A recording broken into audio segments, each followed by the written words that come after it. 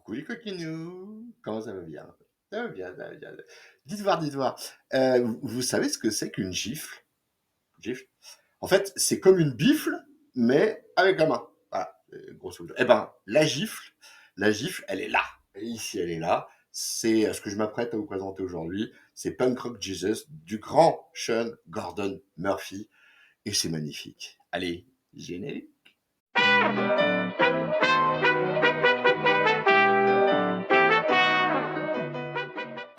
Bon, comme il faut toujours penser à mettre d'abord le slip avant de mettre le pantalon, commençons par le commencement. Qui est Sean Gordon Murphy? Alors, Sean Murphy, donc c'est un monsieur qui est né dans les années 80, d'une famille irlandaise, hein, Murphy, enfin américaine évidemment, mais d'origine irlandaise, donc Murphy, et qui était un fervent catholique toute sa vie, ou presque, hein, enfin en tout cas jusqu'en 2003, vous voyez, hein, à l'âge de 23 ans, donc il vit avec des potes dans le Colorado, et il décide de se faire un road trip, le gars, avec ses potes, pour aller surfer, parce que c'était un peu surf and destroy. Et il se posait déjà pas mal de questions sur la religion à l'époque, parce que aux États-Unis, c'est une époque un peu particulière, ce début des années 2000. On est post-2000, 2001, hein, évidemment, hein, pour le coup. Donc ça veut dire qu'il y a quand même un gros retour, c'était déjà un petit peu le cas avant, mais il y a un gros retour de la religion au sens lourd du terme, hein, avec à la tête du pays un Bush qui prête serment et qui fait ses conseils avec autour de lui tout un tas de conseillers religieux, avec des personnages hauts en couleur, hein, comme la mère Paline, hein, qui était, je ne sais pas si vous vous rappelez, c'était comment dirais-je, une politique de mémoire de l'Alaska, me semble-t-il, donc était une femme très très belle, blablabla, mais ultra réac, ultra pro-armes, à fond dans la religion, à balancer du Jesus à tout bout de champ. Et donc, tout ça, dans ce contexte-là, Murphy, hein, qui est un petit peu encore un peu en recherche de lui-même, globalement, lui, il se pose plein de questions sur la religion et tout ça. Et donc, il va voyager à partir du Colorado, donc jusqu'en Californie, avec un pote à lui, en fait, qui lui est clairement athée, hein, pour le coup. Et il va faire le pari, Sean Gordon Murphy, juste pour voir, juste pour essayer, de pendant un mois ne pas prier, enfin presque être athée pendant un mois. Vous voyez, le mec il arrête la clope en gros, hein. Enfin bref. Et puis voilà, bon ils commencent leur trip et tout ça les gars, et puis ils arrivent sur la côte californienne et c'est beau et c'est cool, et il n'y a pas d'histoire de Dieu dans l'affaire, il est très content. Et puis il va y arriver un truc. Alors, en fait, il va monter sur sa planche, il va être chopé par une grosse vague, il va se retrouver en dessous, il va être complètement chamboulé, presque à se noyer le gars. Et le réflexe, dis donc, le réflexe, c'est paf, il se met à prier. Dieu aide-moi, tout ça, tout ça. Et puis, d'un coup d'un seul, ça lui percute le crâne, alors qu'il est entre deux os. Ça lui percute le crâne de dire attends, j'ai dit que j'arrêtais de prier, je vais voir, je vais essayer de comprendre un petit peu ce qui se passe autour de moi. Et en fait, il va commencer une certaine réflexion de quelques secondes. Il va suivre je sais pas comment ça s'appelle d'ailleurs, la corde qui le relie à sa planche là, parce qu'il n'arrivait plus à trouver le haut et le bas de la flotte, étant donné qu'il avait été tout retourné. Et en fait, en suivant le câble, il va revenir à la surface et respirer. Et de cette réflexion-là, le gars va se dire, mais attends, si j'avais prié comme un con, je serais cané à l'heure qu'il est, tu vois, alors qu'en réfléchissant un petit peu concrètement, je m'en suis sorti. Voilà. Ça a l'air con comme ça, mais c'est la base de son athéisme, en fait, au gars. C'est-à-dire qu'il avait plein de doutes avant, évidemment, hein, c'est comme ça que ça s'est passé. Ça a été le déclic, quoi, si vous voulez. Mais concrètement, le mec a commencé à se dire, ok, si jamais j'avais agi comme un bon croyant, et j'en serais mort, et puis j'ai pas tellement envie de mourir tout de suite maintenant. Donc voilà, il a commencé à se dire, ouais, en fait, finalement, il n'y a pas de miracle que ce qu'on crée soi-même, en vérité, hein. Et donc, c'est la base de son athéisme, hein. Il le dit lui-même, il a arrêté de prier en 2003. En fait, le mec ne croit plus en Dieu, ne croit pas en Dieu. Et puis, ça va résoudre un autre de ses problèmes, parce qu'à l'époque, il travaille sur un scénario. Et oui, je crois que je disais. Il lui manque un truc, en fait. Il lui manque carrément un truc. En fait, le scénario de base, hein, pour vous le faire rapidos aussi, le scénario, c'est que par clonage, je la fais brève, hein, mais par clonage, on réussit à cloner, peut-être, on ne sait pas, on n'est pas sûr, cloner Jésus, hein, à partir du Saint-Suaire de, je ne sais plus quelle ville, en Italie, Turin. Et en fait, ils ont récupéré un échantillon de sang, ils l'ont cloné, blablabla, et ils ont un bébé, Jésus. Voilà, il est un bébé Jésus. Et ce qui manquait vraiment à Sean Murphy, dans la genèse de son récit, en fait, eh ben justement, c'était ce principe, cette particularité que devait avoir ce jeune garçon qui était le clone de Jésus. Alors, je ne spoil pas grand-chose, hein, c'est à l'arrière, et il va en faire un athée. Jésus athée. Tu vois, donc voilà. Voilà un petit peu le pourquoi du truc, en fait, hein. Et évidemment, il voulait faire un sujet sur le clonage, sur la génétique, etc. Mais ça a déclenché tout le reste, en fait, pour Sean Murphy. Une fois qu'il a eu ça, il est parti directement sur le truc. Et il nous a pondu cet ovni qui est franchement cool, honnêtement. Au-delà même de la croyance et tout ça, qui est une vraie grosse critique. Alors, on va essayer de s'axer un petit peu plus sur le récit, hein, histoire que, pour ceux qui le connaissent, bon, ça va être un rappel. Pour les autres, je vais essayer d'être large, évasif, pour que vous soyez pas trop spoilés dans l'histoire. Enfin, ça va être dur, hein, quand même, un petit peu. Donc voilà. Je vais pas en dire grand-chose. En bref, comme je viens de le dire, donc, on a donc une chaîne de télé, en fait, un producteur de télévision, pour être exact, qui décide de créer une télé-réalité, un peu à la Truman Show, le film avec Jim Carrey, où ils achètent un bébé et ils le font grandir dans une vie fictive. Bah, le principe de base est la même chose, on s'empare d'un individu, en fait. Donc le producteur de la chaîne télé décide donc, à partir du sensuel et en se donnant, en prenant l'aide d'une généticienne écologiste, en fait, qui promet monts et merveilles pour réaliser ses propres projets pour sauvegarder la vie sur Terre, en gros. Donc, il fait cloner donc le jeune Chris, ça s'appelait Chris. Alors, en plus, ça part, oui, hein, c'est vraiment du love story, enfin de la télé-réalité de base. Ils recrutent, alors ils font des grandes annonces en disant attention, en décembre 2019, ça se passe en 2019, en décembre 2019, il arrive, machin, oui, c'est vraiment le trip émission, émission de télé événementielle comme ces connards savent en créer. Et concrètement, donc, il fait faire des sélections d'une jeune gamine, d'une meuf, histoire que ce soit la nouvelle Marie, tu vois, etc., etc. Et donc, oui, effectivement, ils vont cloner ce gamin et le faire naître sous les caméras. Voilà, ni plus ni moins. Au-delà de ça, on a donc toute une organisation qui est faite autour du gosse, hein. Il va vivre sur une île, sur une tour. Il va être accompagné d'un deuxième personnage qui est absolument essentiel, donc qui est un personnage, donc un Irlandais du Nord, qui a vu sa famille être massacrée par les orangistes, enfin par les loyalistes lui-même, hein, et il fait partie de l'IRA, c'est un ancien de l'IRA, un petit peu reconverti, à qui on va confier la sécurité du truc. Hein, donc, il y a aussi là un apport assez, on reviendra sur son personnage, lui. Il y a un apport assez intéressant par rapport là aussi à la religion. Et donc disais-je, on organise tout autour de ce gamin et on va le voir grandir, en fait. L'objectif, c'est de faire grandir ce gosse devant les caméras, en pratiquant des techniques un petit peu, bah, encore une fois, à la love story, enfin à la télé-réalité, en créant de faux événements. Il aurait fait un miracle, il aurait fait... Bon, c'est juste évidemment de la manipulation, mais concrètement, voilà, ça va lever au travers du monde entier un engouement sans précédent pour cette émission de télé, avec évidemment, vous en doutez bien, des gros réactionnaires et des gros fanatiques fondamentalistes religieux qui vont aussi s'emparer du truc. Enfin, c'est complexe, hein, en fait, en vérité. Hein. Et voilà. Puis, arrivé à un certain âge, le gamin va se révolter. Voilà, j'en dirai pas plus parce que j'aimerais bien que vous voyez un petit peu ce qui en retourne. Sincèrement, ceux qui n'ont pas lu, je vous recommande de sauter dessus. C'est vraiment très très bon. Hein. Au-delà de toute critique propre à la religion, c'est vraiment très très intéressant dans la création en fait du personnage, dans des personnages d'ailleurs, dans leurs interactions, dans l'environnement. Il y a il y a une ordure, il y a un méchant qui est méchant, et grave méchant, mais tout n'est pas si blanc, tout n'est pas si noir en vérité. Quoi. Et puis c'est surtout l'occasion, encore une fois, de mettre le doigt sur des critiques, mais alors diverses et variées. Hein. À commencer par la télé-réalité, par la télé au sens large du terme, par la télé, par tout ce qui peut être média, le système médiatique, qui bah, finalement est une industrie, hein. Ça, on le sait tous, hein, il y a pas de mystère là-dessus. Mais ce qu'on a tous, en tant que consommateurs, tendance à laisser de côté, c'est ce concept du tout pour l'industrie afin de contenter le public. Parce qu'en fait, c'est le justificatif, hein, de ce genre de mecs, de ce genre de personnes qui font des émissions.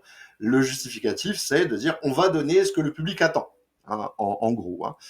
Mais c'est là que le bas blesse. Quand le public a des attentes, on va dire, pas, j'allais dire immorales, c'est pas le terme non plus, quoi, mais des attentes fondées sur des dogmes ou sur des principes particuliers, ça veut dire que, politiquement parlant, on va étayer les idéaux de tout ça. Chacun, c'est-à-dire qu'un mec qui est déjà fondamentaliste initialement, tu vois, un mec qui est déjà à donf dans le truc politique, religieux, philosophique, ce que tu veux. Quand tu lui donnes ce qu'il a déjà, quand tu le contrains à être dans un prisme qu'il a déjà en fait, et que tu lui en rajoutes un petit peu parce que tu dis ah tiens ce qui va le constanter c'est ça, tu ne fais que le conforter, c'est évident, et le pousser vers encore plus de fondamentalisme. C'est un peu le message que l'on donne ici en fait. Hein. La télé-réalité abrutissante au sens où on donne au public un divertissement, eh ben, elle peut être aussi dangereuse en vérité. Elle peut être dangereuse parce que, à force de donner ce qu'on veut, on n'attend plus rien d'autre, en fait, voilà. Et quand il s'agit, on revient sur du politique ou du religieux, c'est intimement mêlé, hein, et quand il s'agit de religieux, eh ben, clairement, ça va vers du tout barre en couille. Hein, donc, vous verrez, hein, dans ce bouquin, on a des groupuscules qui sont déjà fondés à la base, hein, sans même que l'événement arrive, qui vont changer de camp. D'un coup, ils sont contre la création d'un nouveau Jésus, et puis ils idolâtrent le nouveau Jésus. Et puis finalement, c'est peut-être l'antéchrist, l'atéchrist, pour faire le vilain jeu de mots. Enfin, voilà, on a des gens qui, au regard de ce qu'on on leur donne médiatiquement, vont évoluer, et puis bah, pas en bien, hein, soyons clairs, hein, pour le coup. Hein. Donc il y a une vraie critique du média en lui-même et de ses méthodes. Et de ses méthodes.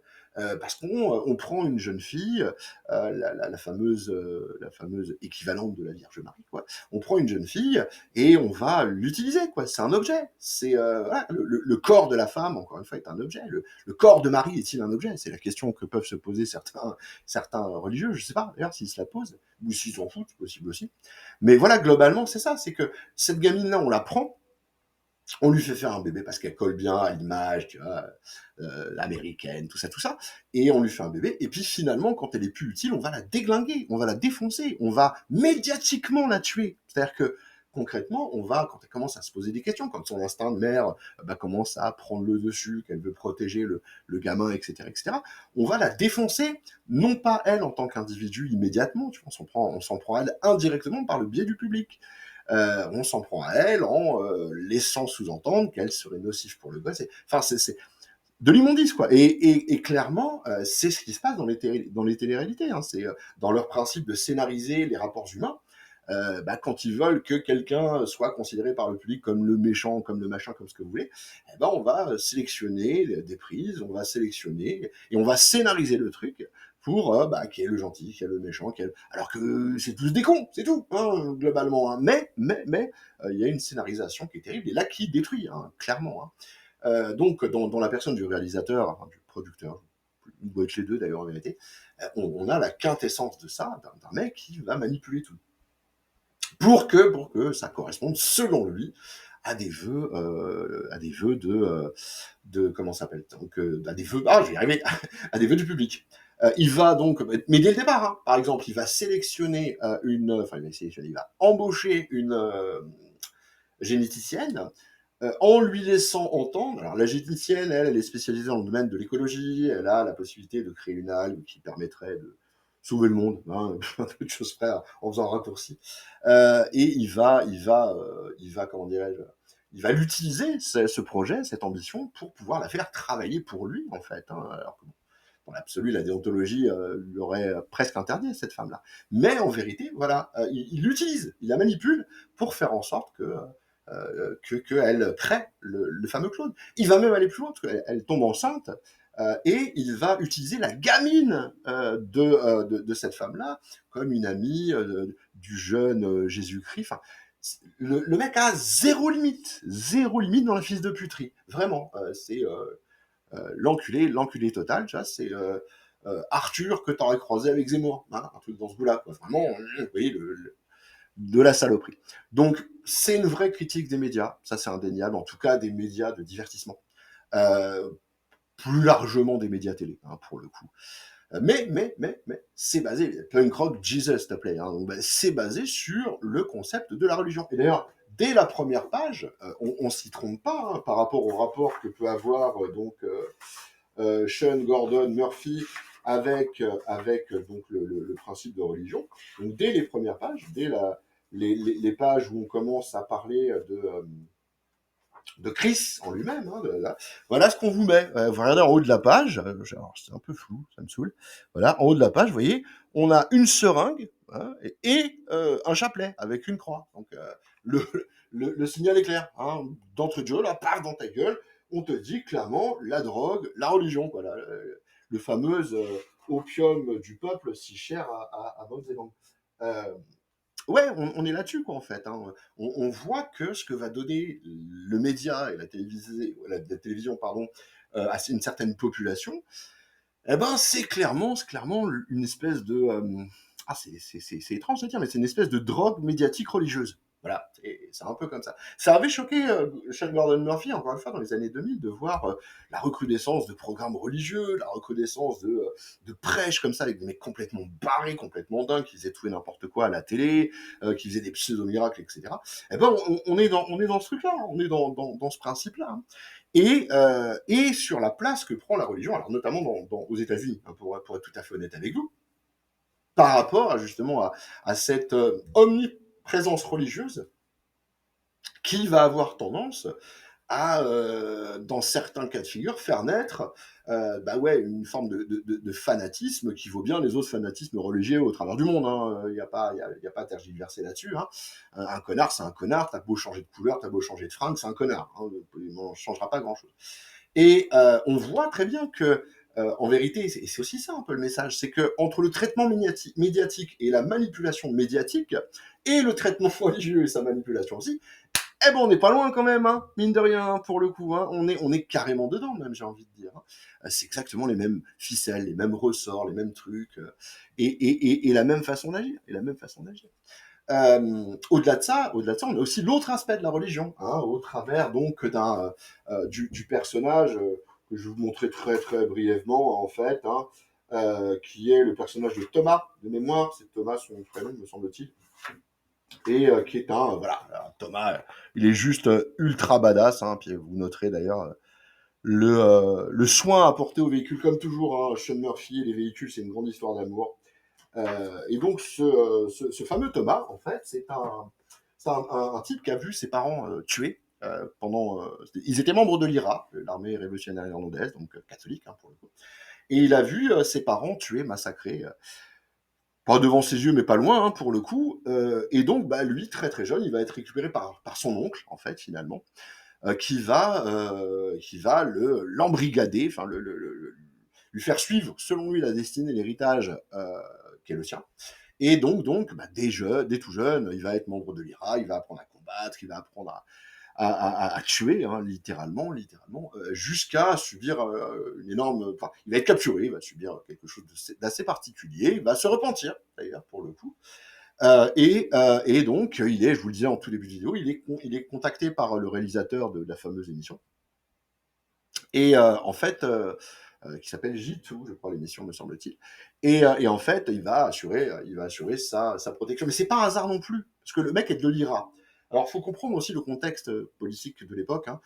En vérité, ce personnage, ce serait plutôt un membre de l'IRA issu, on va dire, de l'IRA des années 70, hein, en fait, hein, au moment où on est après le Bloody Sunday. Hein. Je rappelle que au début des années 70, l'armée anglaise va tirer dans la foule. Il y a à Londonderry, donc dans un quartier de Belfast, et donc il y aura des morts, et ça va réveiller le sentiment patriotique irlandais à fond, puisque l'armée révolutionnaire irlandaise, encore elle, va donc à nouveau perpétrer des attentats, occasionner des morts, même dans la famille royale, hein, puisque Lord Mountbatten, qui est l'oncle de Charles, me semble-t-il, bah, il va être tué, etc. Enfin bref, lui, donc Thomas, il serait issu de cette mouvance-là, la mouvance IRA, bien méchant, qui part s'entraîner en Syrie, tout ça, tout ça.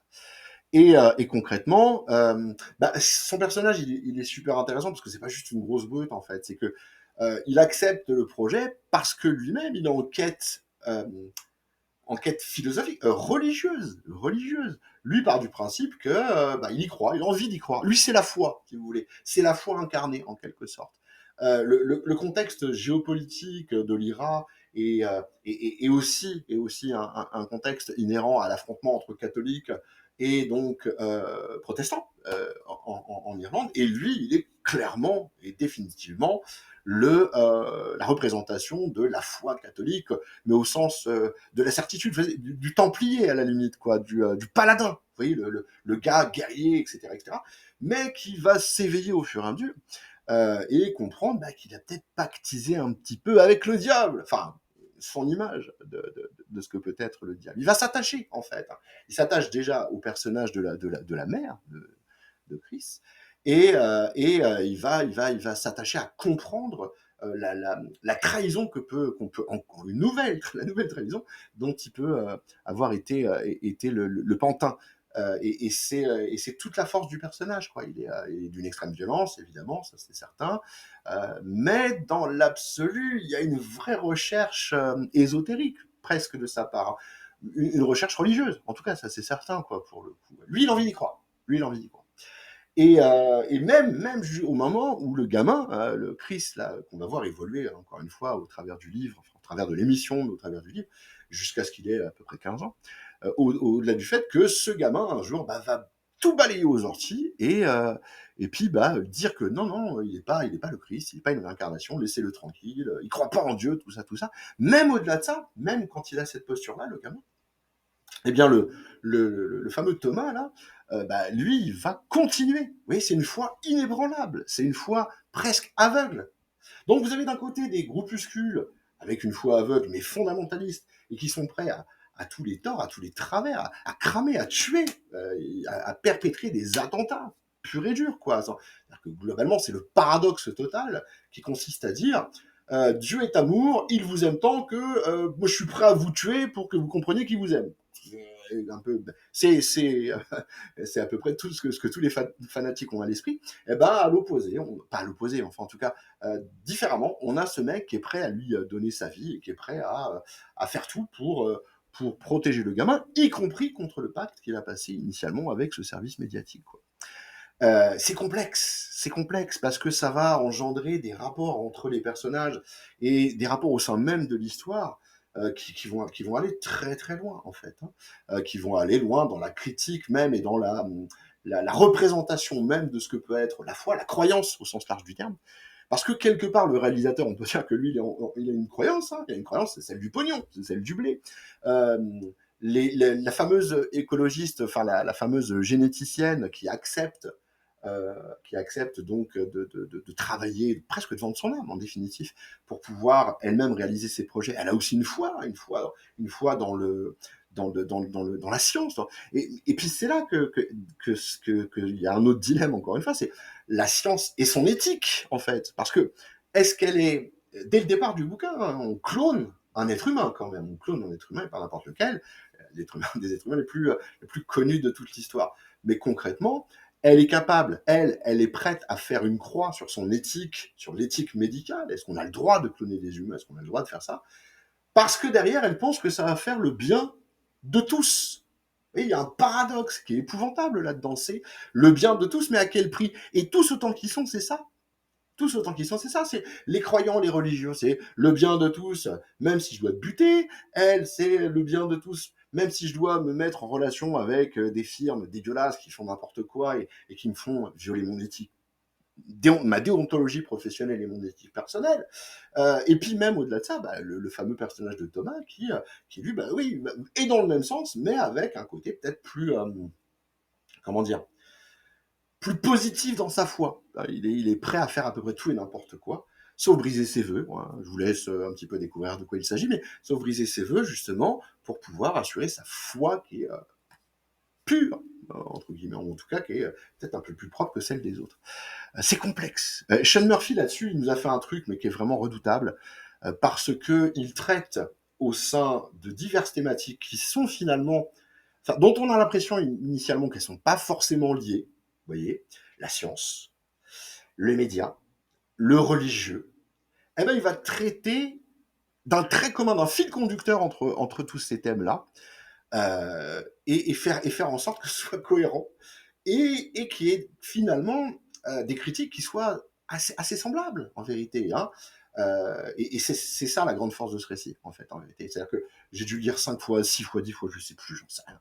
Mais une chose est sûre, à chaque fois, j'y vois une interprétation, j'y vois un truc. Chaque case va receler son petit bijou qui vous fait dire attends, mais et si ça, et si ça.